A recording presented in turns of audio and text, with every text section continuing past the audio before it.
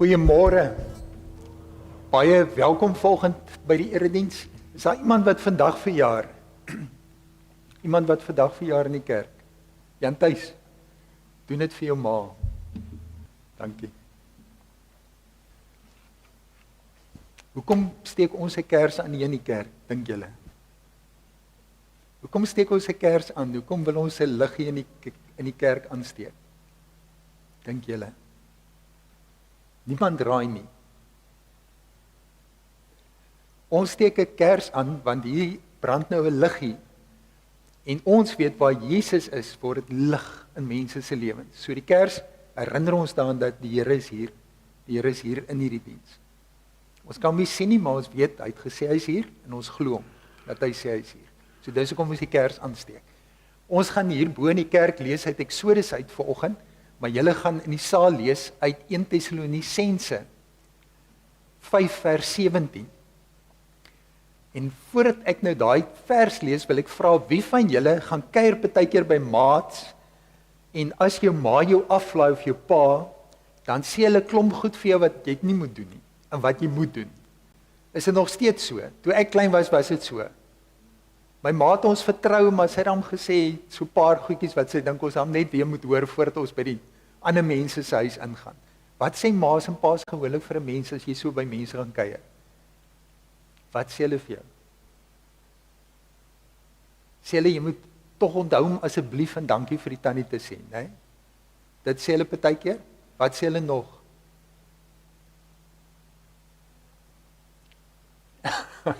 Sê gou weer mamma. Ja, onthou jou maniere, né? En dan bedoel mamma nie die Bobbejaan maniere nie, sy bedoel haar maniere, né? Mamma wil hê jy moet so 'n bietjie van haar wees by die ander mense. Dat jy haar maniere sal hê, dat jy vriendelik is en dat jy lekker gesels met die mense en dat jy luister wat die tannie sê, dat jy 'n lekker maatjie is vir jou maat. Dis wat mamma wil hê, né? Die Here het vir Paulus 'n brief laat skryf vir mense in Tessalonika se stad. En toe hy klaarmaak met die brief, hy het hulle baie getroos, mooi getroos, met 'n klomp mooi dinge wat hy van die Here gesê het. Maar toe hy die brief klaarmaak, toe sê hy so 6 goed vir hulle wat hulle moet onthou. Amper soos 'n ma wat haar kinders aflaai. En vir hulle sê, onthou net gou dit, terwyl ek nou weggaan en nie weer met julle gaan praat nie. Daai eerste 3 is 'n bietjie moeiliker, maar dit sê maar net dat hulle moet toelaat dat die Here se Gees in hulle werk. Hulle moenie doof raak vir die Here se Gees nie. Hulle moet luister. As mense sê hulle die Here iets hoor sê, dan moet hulle luister en dan moet hulle sê, maar kom dit van die Here of kom dit nie van die Here nie? En hulle moet wegbly van alles wat kwaad is. Dit klink nou alles mooi. Maar die 3 wat julle vanoggend in belang gaan stel, is daai 3 wat nou op die skerm is. En dit is wat die groot mense ook baie goed ken. Dat die Here vir ons sê, wees altyd bly. Dis baie keer moeilik om bly te bly, né? Om bly te wees. En dan sê Paulus ook vir hulle moet baie bid. Hulle moet heeltyd bid. Nou hoekom dink ek, toe maar julle gaan nou hoor hoekom julle heeltyd bid. En die derde een is wees altyd dankbaar. Weet julle wat dankbaar is? Weet julle hoe voel 'n mens as jy 'n dankbare mens is? As mense so vra, hoe gaan dit met jou? Sê 'n dankbare mens, man, goed. Ek het so baie dinge waarvoor ek dankbaar is, né? Wat die Here vir my goed voor is. Dis wat mense sê. Nou as 'n mens sê jy moet gereeld bid, dan gee hulle nou daaronder hoor hoekom. Maar daai geel sinnetjie daar is vir my so belangrik en mooi. Wanneer Paulus vir hulle sê wees al hierdie goeters, as mamma vir jou sê wees vriendelik en jy moet jou maniere ken by die tannie, dan sê sy dit omdat jy deel is van haar. Nee. Sy wil hê hulle moet sê maar dis mos nou mamma se kind hierdie wat so oulik is by ons. En dan vertel hulle ook van mamma, en dis die lekkerste van mammas om te hoor hoe oulik julle was, hoe soet julle was en wat 'n goeie maniere julle het. Dan's mammas baie trots. En Paulus sê dit vir daai gemeente. Hy sê doen hierdie dinge want Jesus is in julle. Julle is heeltyd by Jesus en hy is heeltyd by julle. Dis hoekom hierdie lig so belangrik is dat dit ons sal herinner dat die Here heeltyd hier is. So bid as jy praat heeltyd met die Here. Jy hoef nie heeltyd te praat, jy kan baie keer luister ook. Baie keer is jy maar net stil. Maar jy kan weet heeltyd terwyl jy loop, is die Here by jou. So as julle nou afloop saal toe, dan kan julle dit ook weet, hoor.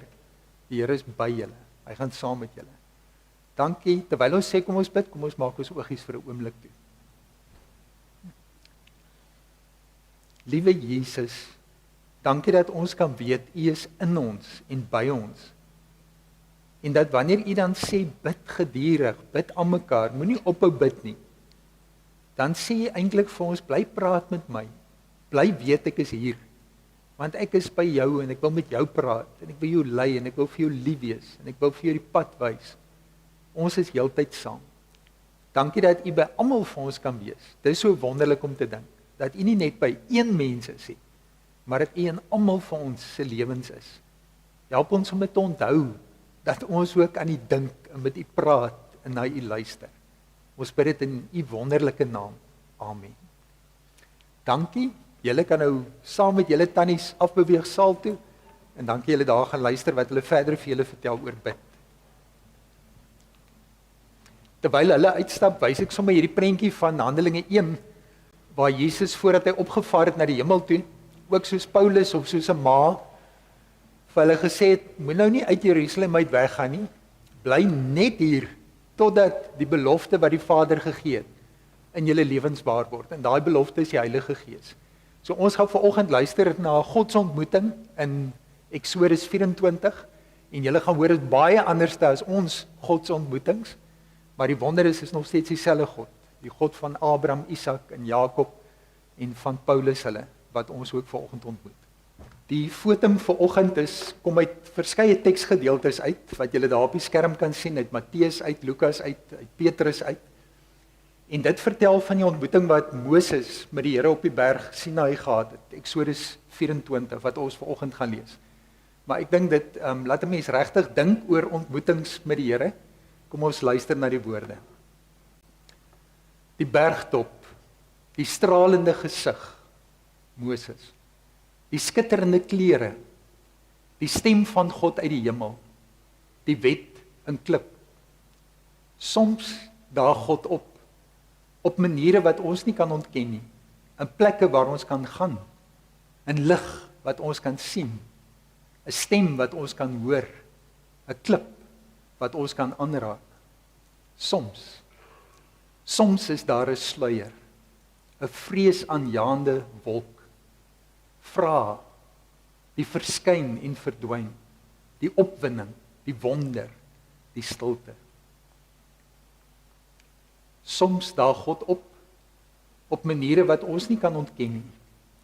God daag op, altyd, op die een of ander manier. Daarom daag ons op, hier, nou. Mag God ons oë gee, wat hom sien. Broers en susters, genade, barmhartigheid en vrede, van hom wat is, en wat was, en wat kom, en van die 7 geeste voor sy troon, en van Jesus Christus, die geloofwaardige getuie, die eerste wat uit die dood uit opgestaan het, die heerser oor die konings van die aarde. Kom ons sing 'n lied saam waarin ons die Here aanbid, lof sing die Heer, buig voor hom neer. Kom ons staan en dan sing ons die 3 verse daarvan saam.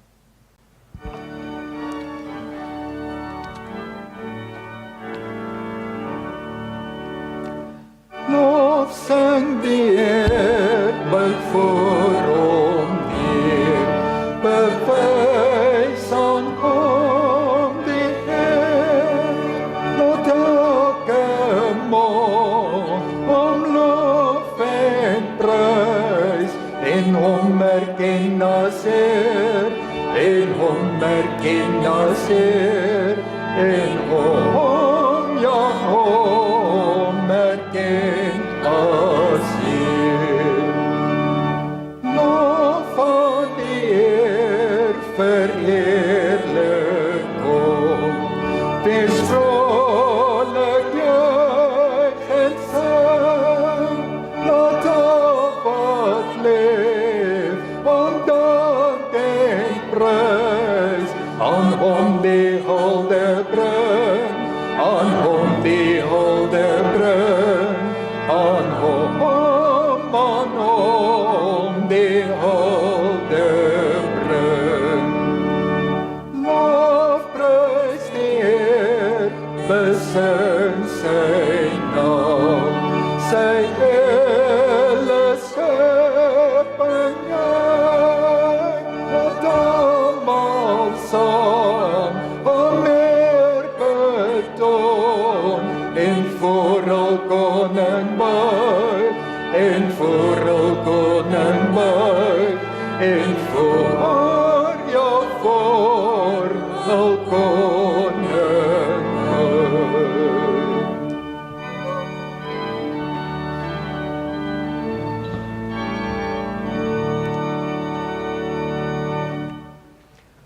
Ons gaan vanoggend saam lees uit Eksodus 24, daarvan vers 12 tot 18.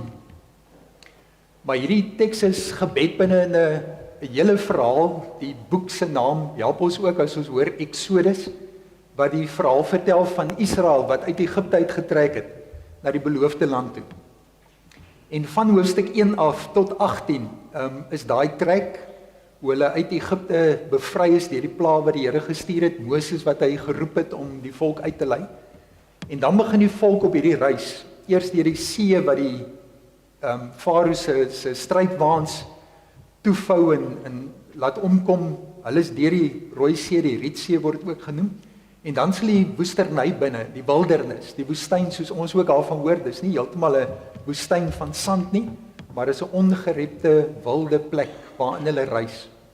En veral 18 eerste hoofstukke hoor ons hoe hierdie reis uit Egipte verloop, totdat hulle kom in hoofstuk 19 aan die voet van die Sinaïberg. En daar ervaar hulle die teenwoordigheid van die Here wat op hierdie berg kom.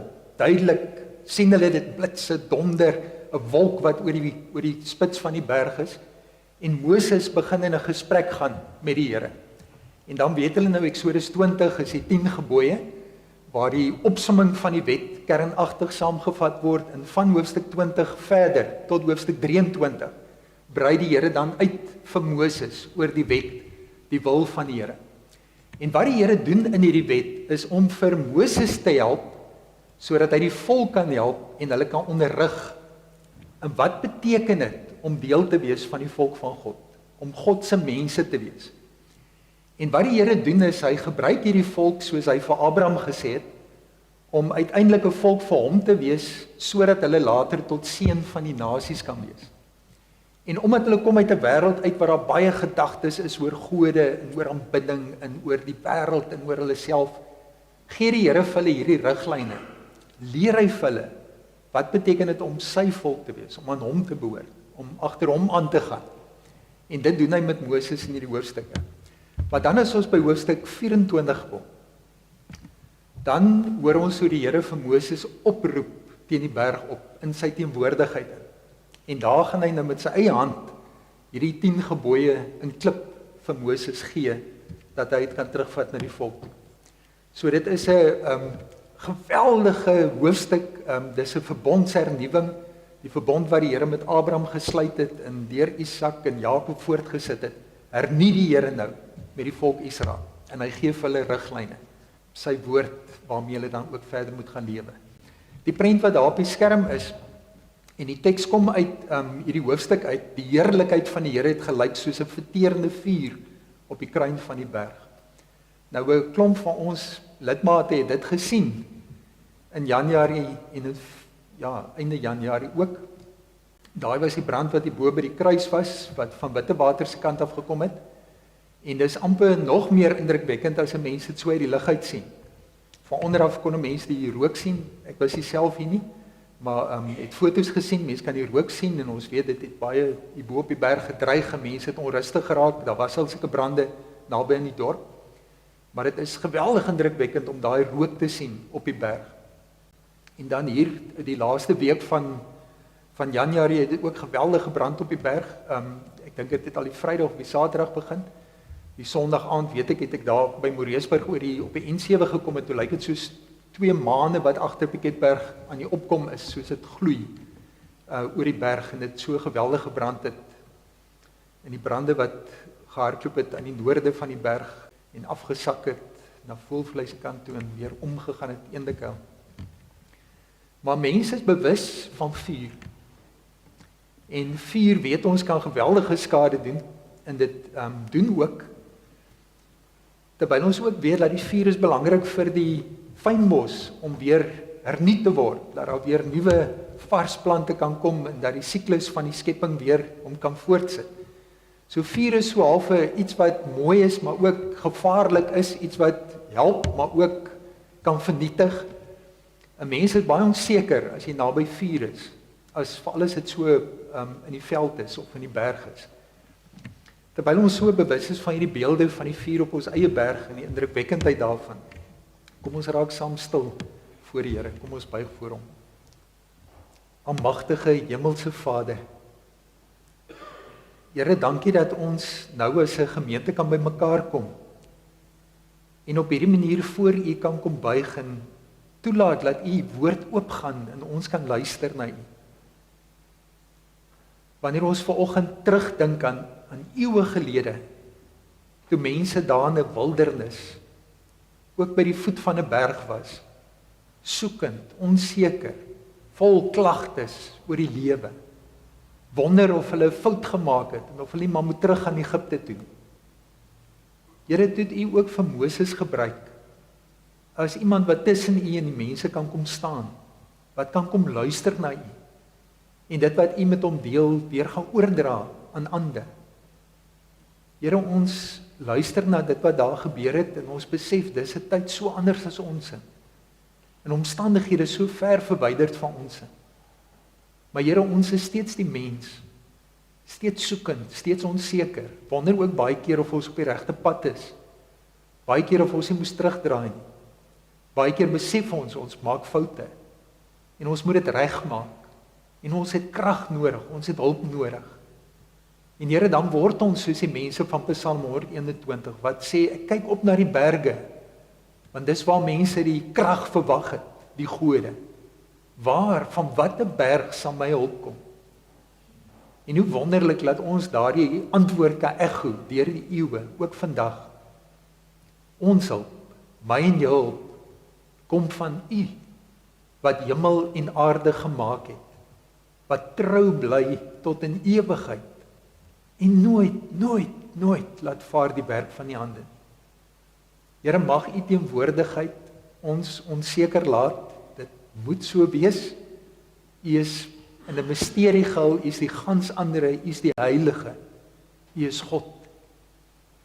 Mag ons terselfdertyd in u teenwoordigheid herinner word aan troue liefde, aan sorg, aan 'n God wat toelaat dat ons u Vader noem, wat ons uitnooi om in die teenwoordigheid te wees en te bly, om voortdurend en gedurig te bid, te praat met u. Here, dankie dat ons hier kan wees en weet, ons kan met vrymoedigheid kom, omdat ons die voorreg het om ook te weet van die Seun Jesus Christus, van sy koms, van sy lyding, van sy dood in my plek, van sy opstanding, van sy hemelvaart, dat hy aan die regterhand nou sit, van waar hy sal kom om te oordeel. Dankie dat ons deur u Seun Jesus Christus, almal, elkeen van ons, met vrymoedigheid nou hier by u kan wees. Dankie Here, ons wag op u. Amen. In Matteus vra iemand vir Jesus, wat is die grootste gebod?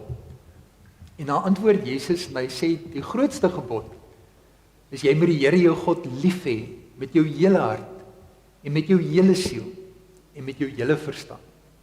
Dit is die grootste gebod en die eerste gebod. En die tweede wat hiermee gelyk staan, jy moet jou naaste lief hê soos jouself. In hierdie twee gebooie is die hele wet en die profete saamgevat. Wonderlik hoe Jesus vir ons kom herinner daaraan, dat as die Here sy wet gee, sy wil gee vir mense, dan doen die Here oor hierdie een rede, verhouding.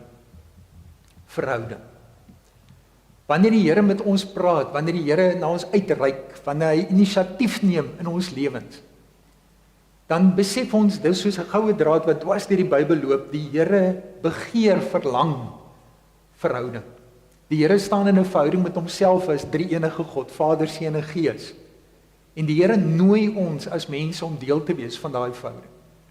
Om in 'n verhouding met hom te staan, om in 'n verhouding met mekaar te staan as broers en susters, omdat hy ons geskep het, en dat ons ook as mense in 'n verhouding met die skepping sal staan, waarvan ons deel is, dat ons in heeltyd in ons lewe sal besef, dit gaan oor verhoudings. Party van ons is beter gerad daarvoor, is ekstroverte en hartmense, party ander van ons is weer kopmense en introverte.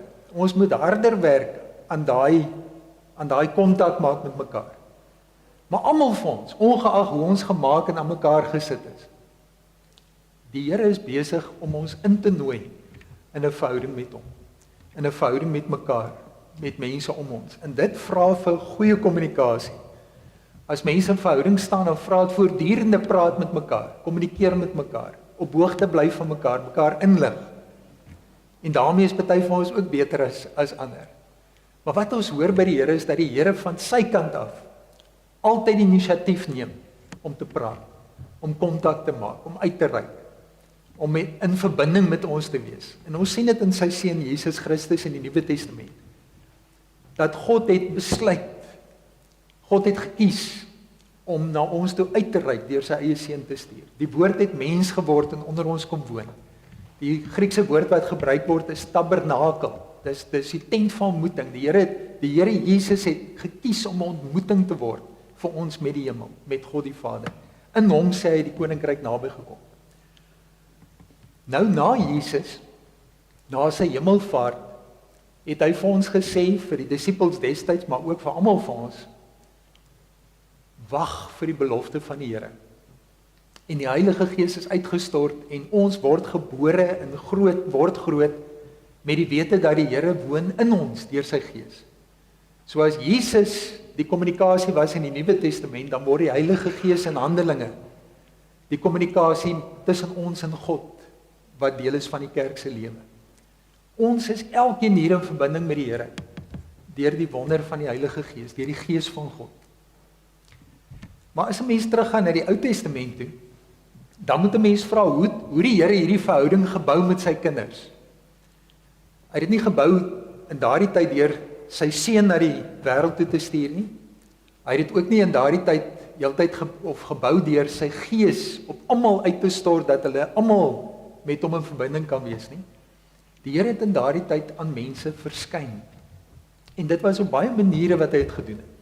As 'n mens deur die Ou Testament blaai, dan sien 'n mens daar's baie voorbeelde daarvan hoe die Here ontmoetings gehad het, verskyn het aan mense.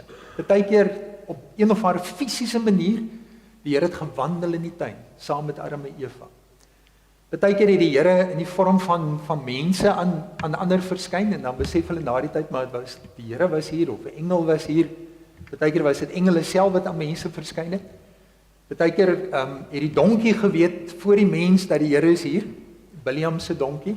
Maar daar staan die naam by die toring van Babel en Abraham, Sara, hulle slavin Hagar, nadat Abraham maar onder Sara se bevel het gaan het, aan Isak, Biljam, Josua, Deborah, die rigters het die Here verskyn, Gideon, Manoag en sy vrou, Simson se ouers, aan Samuel met 'n stem hom geroep, Samuel, Samuel, hy dink elke keer is Eli wat hom roep.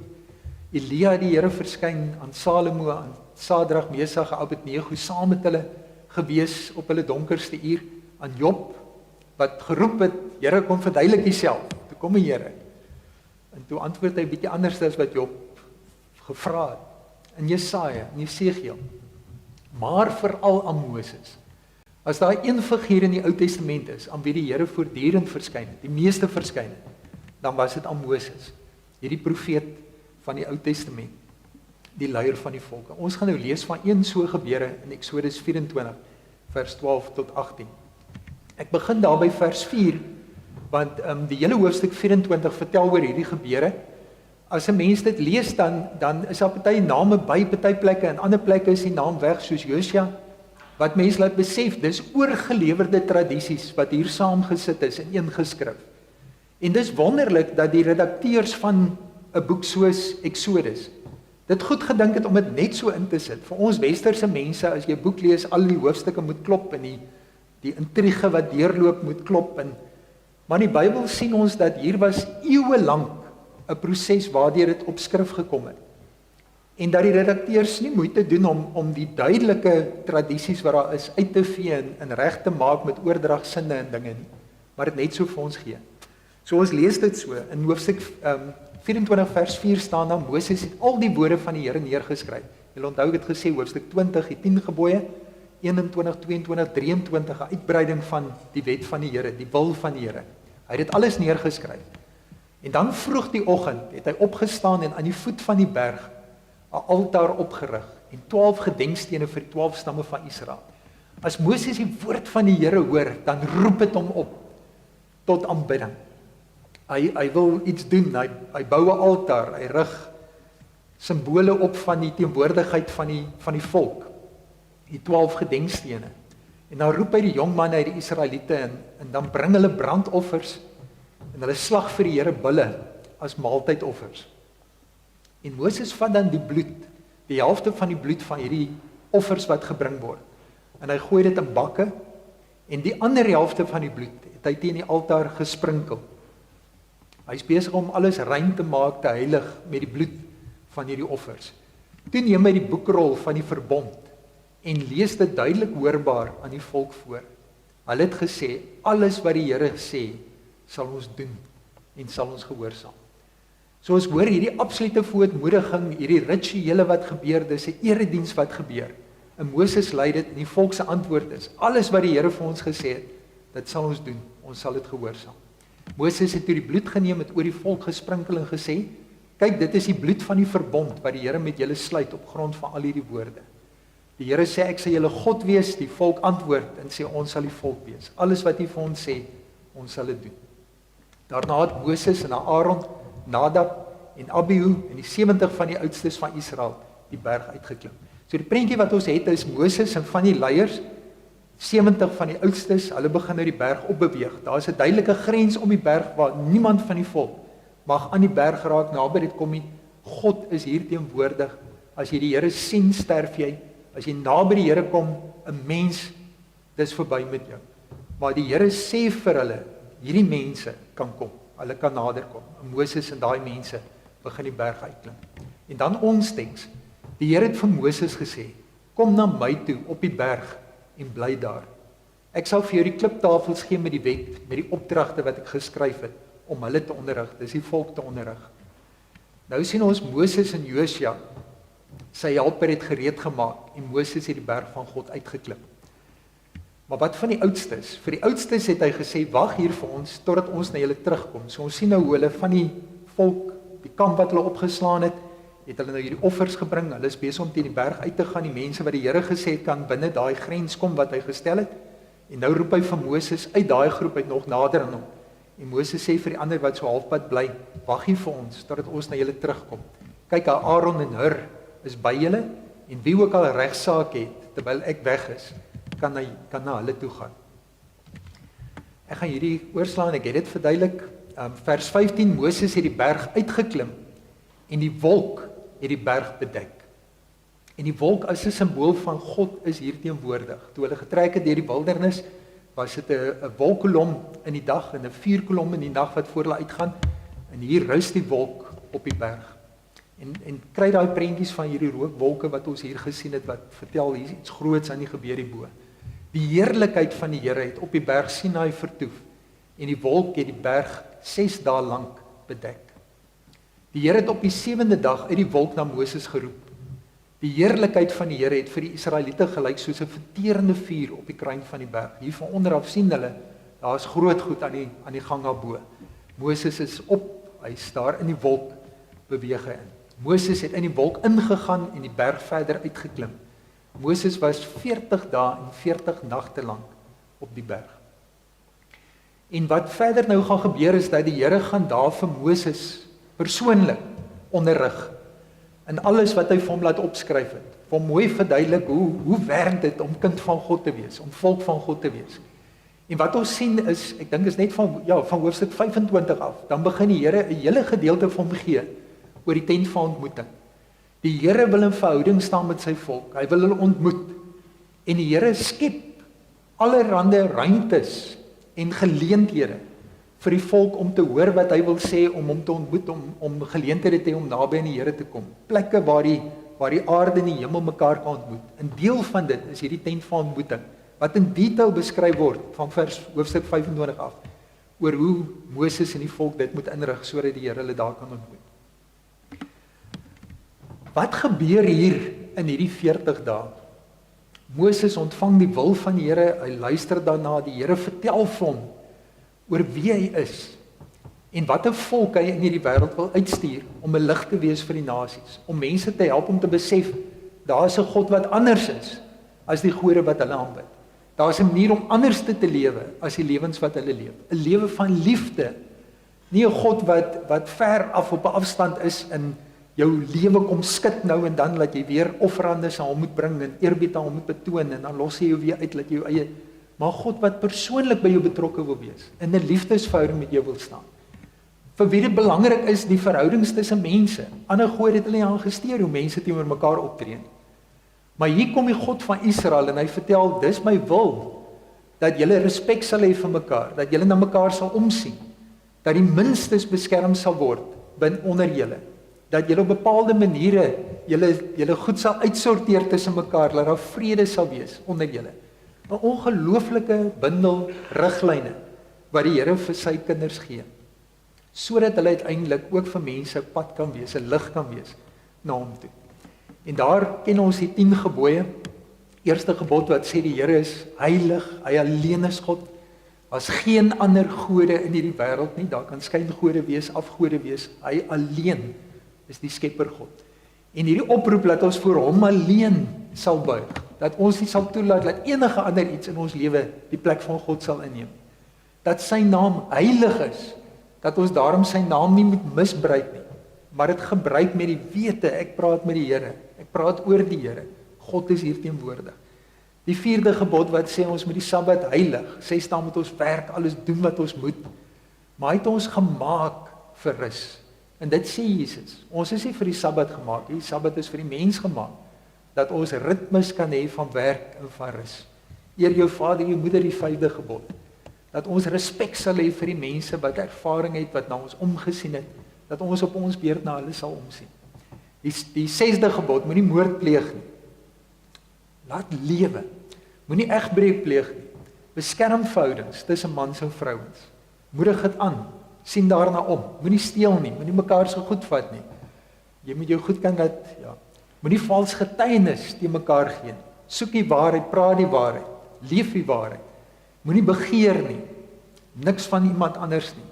Laat hulle sin wees, die Here sorg vir jou. En dit hoor ons in Jesus se woorde as hy sê, jy moet die Here jou God lief hê met jou hele hart, en met jou hele siel, en met al jou verstand. En jy moet jou naaste lief hê, soos jy ook jouself lief het. Dit gaan oor liefde teenoor God, liefde teenoor die naaste, liefde teenoor jouself. Dit is die wil van die Here. Maar nou die tyd.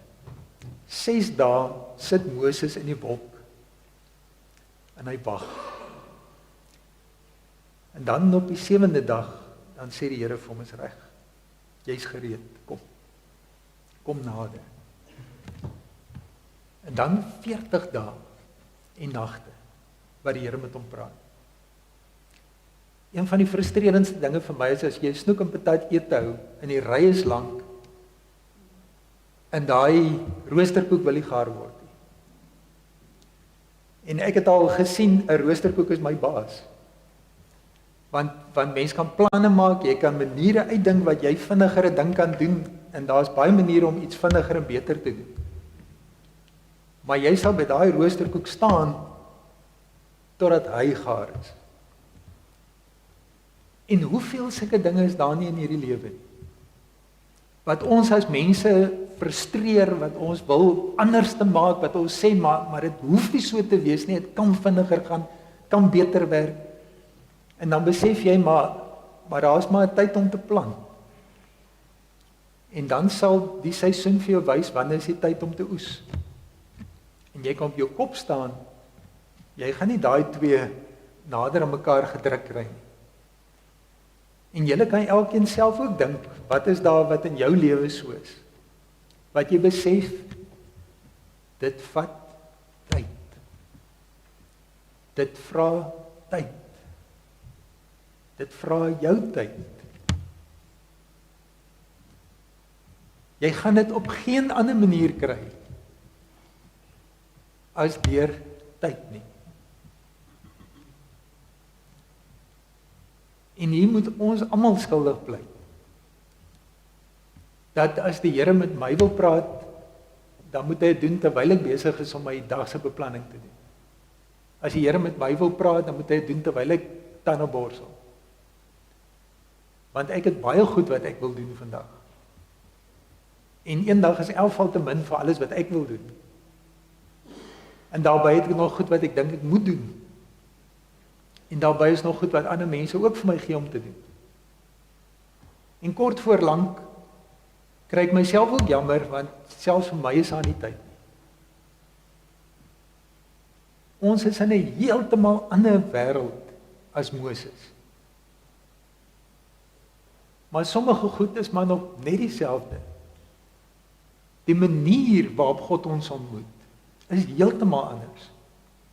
Die Here vat ons nie vir 40 jaar op 'n woestyntog en bring ons by 'n berg en kom in 'n wolk en 'n vuurkolom en roep een van ons om te gaan luister wat die ander moet hoor. Maar wat dieselfde is dat die Here mense ontmoet. En wat dieselfde is dat jy partykeer 6 dae moet wag. Dan het ons nog nie gepraat nie. Dan is jy eers afgerad dat hy kan praat. En dan kan hy dalk vir jou sê, hoorie, ons gaan nou 40 dae nodig hê. Want hierdie wat jy moet hoor, is lewensveranderend. En jou lewe gaan nie verander terwyl jy dit in die kar luister, terwyl jy bestuur. Jou lewe gaan nie verander terwyl jy besig om jou dagboek deur te gaan, terwyl jy luister na Dominee Jacques. Al die vinnige maniere help. Maar mens besef dat daar moet tyd wees wat jy gefokus beskikbaar is vir die Here. En dit is wat ons sien in hierdie voorouers van ons in die geloof van soveel eeue gelede. Tyd. 'n Verhouding vra tyd. En uiteindelik pluk ons die vrug van die verhoudings waarvoor ons tyd gemaak het in ons lewe. Sheila Cousins, en daarmee sluit ek af, skryf 'n pragtige gedig oor Jesus se verheerliking. In sy lewe was daar ook so 'n berg oomblik.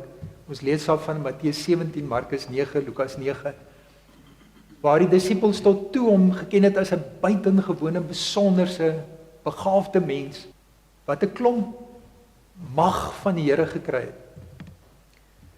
Maar hierdie oomblik het hulle persepsie oor hom heeltemal verander. Want toe hulle saam met hom teen daai berg op is, het daar iets voor hulle oë gebeur wat hulle laat besef het, hier raak die hemel en die aarde nou aan mekaar voor ons oë. En dit raak in hom. Dit raak in hom. En Sheila Cousins skryf oor die disippels se perspektief. En toe ons wakker word, sien ons 'n man gemaak van son. En twee wat skynend is by hom, ou vaders van ons ras. Ons drie het toe verstom gaan die mekaar praat, iets van hulle te bou. Ag, enigiets om hierdie dag te onthou. Ons drie, bewus van ons vuil voor sy verblindende wit.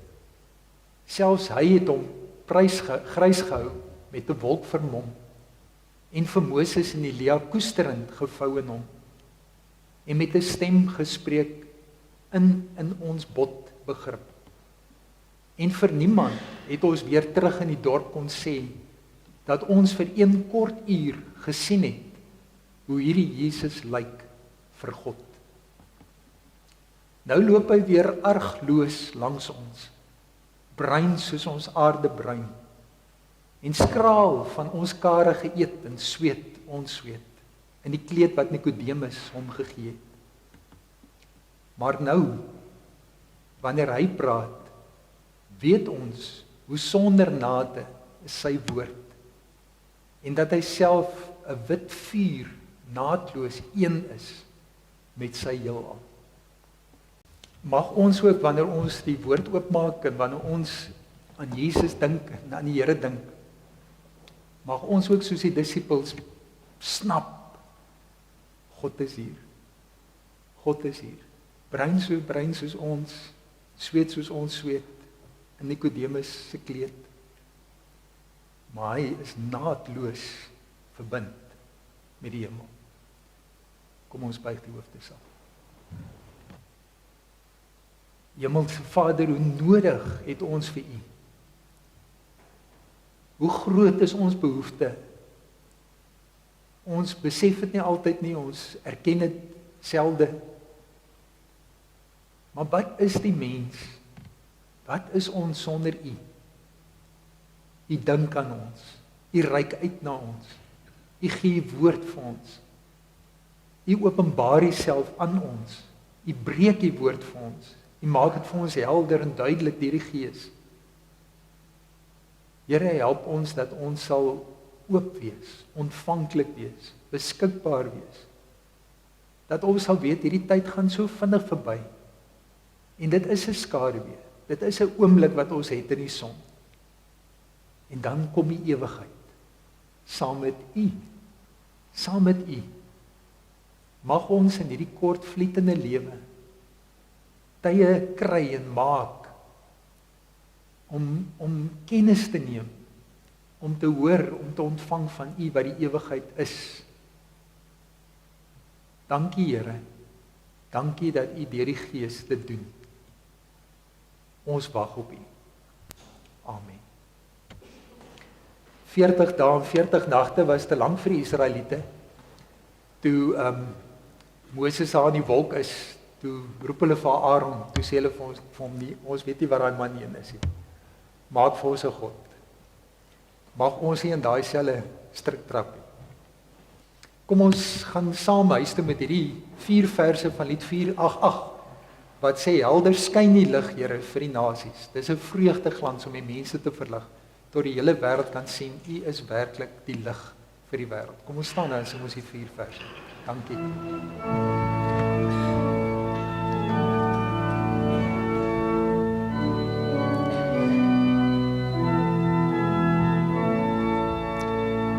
Helder skyn die lig vir die nasies, 'n vreugdeglans om die mense te verlig. tot die hele wêreld kan sien U is die lig. Mag U lig deur ons skyn. Vrolik klink ons lied vir die volke, 'n pryslied bring al die nasies om ons saam, tot die hele wêreld kan jubel oor U naam. Mag U lof weer deur ons klink.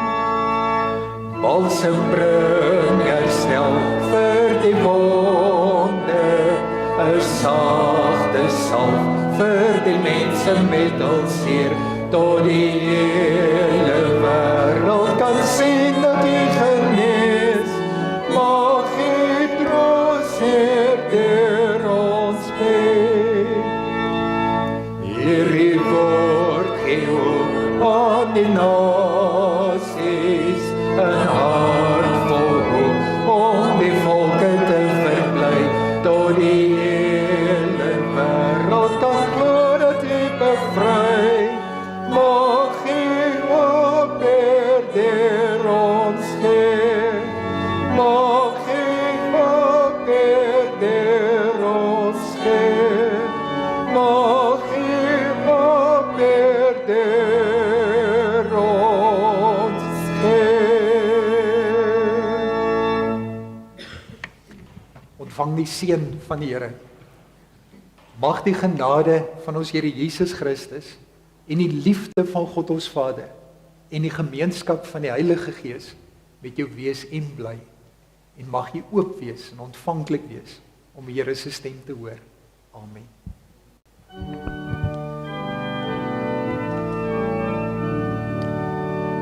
Die Here seën en beskerm jou. Die Here verhoor jou gebede.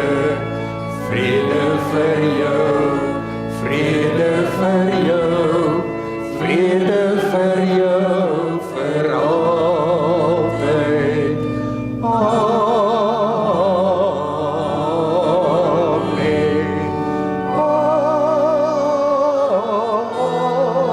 Amen. Amen.